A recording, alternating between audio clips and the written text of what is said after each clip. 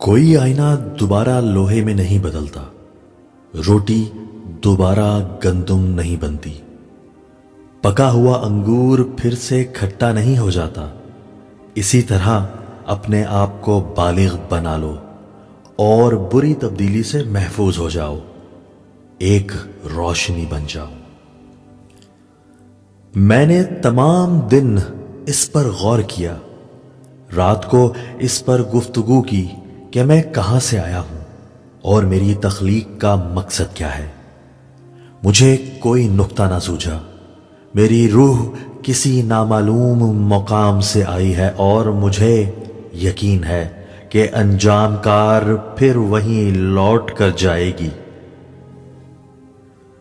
کھانے کے ایک لقمے میں ایک بال یا ریت کا ذرہ آ جائے تو پورا نوالا پھینک دیا جاتا ہے، تو پھر تمہاری روح کیسے آلودہ غذا برداشت کرتی ہے؟ اہل علم کا علم انہیں اٹھاتا ہے اور اہل تن کے علوم ان کے لیے بوجھ ہیں۔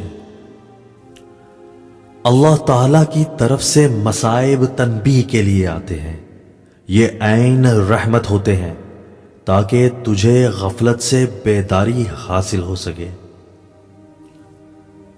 اگر تیرے پاس ڈھال نہیں تو تلوار کے سامنے مت آ، کیونکہ تلوار اگر تیز ہو تو یہ کاٹنے سے نہیں شرماتی۔ بلبل کو اس کی سریلی آواز اور میٹھے گیت کے لیے قید کر دیا جاتا ہے۔ کیا کسی نے سنا ہے کہ کبھی کسی نے کوے کو پنجرے میں ڈالا ہو؟ محبت کی تلاش آپ کا ہدف نہیں، بلکہ آپ کا ہدف تو ان رکاوٹوں کو دور کرنا ہے جو آپ نے محبت کے جذبے کے خلاف کھڑی کر لی ہیں۔ اپنے ارد گرد رونما ہونے والی باتوں کا مشاہدہ کرو، لیکن ان کا دعویٰ مت کرو۔ متحرک صناعی قدرت دیکھو اور خاموش رہو۔ ہر کوئی اپنے دل کے صاف حصے میں اندیکھے کو دیکھتا ہے، اور اس کا انحصار اس بات پر ہے کہ اس نے اپنے دل کے آئینے کو کس قدر چمکا رکھا ہے۔ اپنے امتیاز اور انفرادیت کے شعلے سے بچنے کا طریقہ یہ ہے کہ کسی دانشور کی زیارت کی جائے۔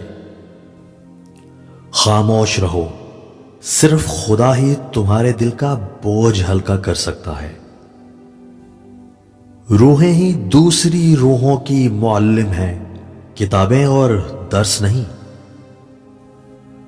اس کائنات میں جو کچھ ہے تمہارے اندر بھی موجود ہے، اپنے آپ سے حاصل کرو۔